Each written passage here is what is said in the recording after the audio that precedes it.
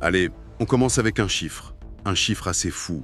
En 2050, un habitant sur 4 de la planète sera africain. Oui, c'est une statistique qui donne le vertige. Carrément. Alors, la question qu'on va se poser, en s'appuyant sur les analyses de l'Agence française de développement pour 2026, elle est assez simple au fond. Cette jeunesse, cette force vive, c'est une chance immense ou c'est un défi insurmontable? C'est toute la question. Et ce qui rend la situation encore plus frappante, c'est le décalage complet avec le reste du monde.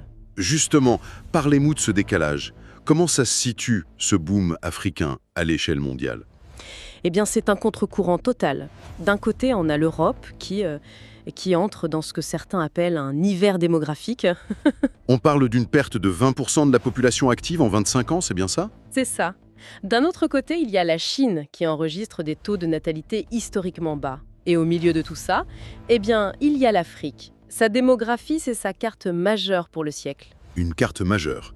Mais bon, j'imagine qu'il ne suffit pas d'avoir beaucoup de jeunes pour que l'économie décolle. Ce sera un peu trop simple. C'est exactement là qu'intervient le concept clé du Popple DFD, du dividende démographique. Ah oui, Mais attention, ce n'est pas automatique. Ce bonus de croissance, il n'arrive que si deux conditions, en fait, sont réunies. d'accord. Lesquelles? D'abord, il faut que la fécondité baisse. Ça réduit le nombre d'enfants à charge. Et ensuite, il faut que la génération très nombreuse née juste avant arrive en âge de travailler. C'est cette masse de travailleurs potentiels qui peut booster l'économie. Vous dites bien potentiel, parce qu'une masse de jeunes, même éduqués, mais sans emploi, c'est un peu la recette pour l'instabilité, non? On passe vite du rêve au cauchemar. Exactement. Le potentiel peut devenir une bombe à retardement.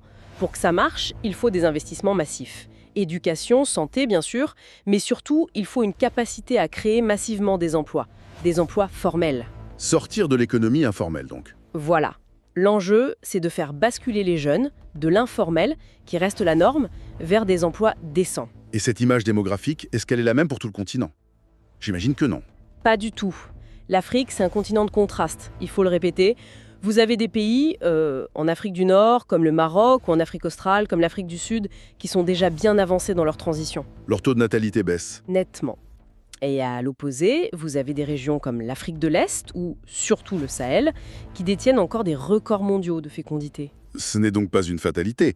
Les politiques publiques peuvent avoir un impact. Un impact énorme.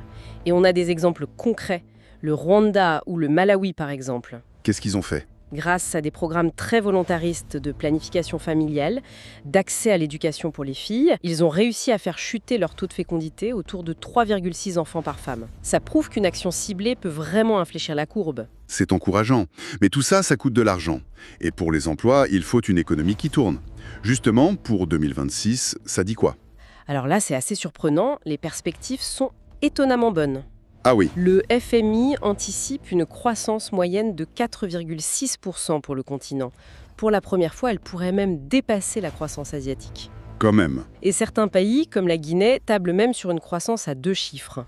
C'est une dynamique très forte, mais qui se heurte à un paradoxe, si j'ai bien lu. Oui, un paradoxe majeur. Au moment où l'économie africaine accélère, l'aide publique au développement, notamment européenne, elle, diminue.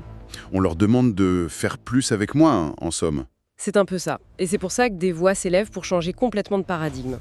C'est cette idée de passer de l'aide à l'investissement, défendue notamment par l'AFD. Exactement.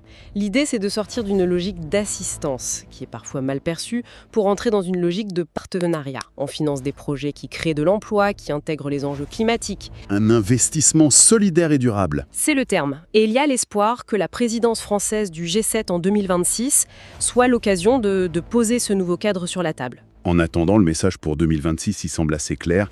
Le continent africain va devoir d'abord compter sur lui-même.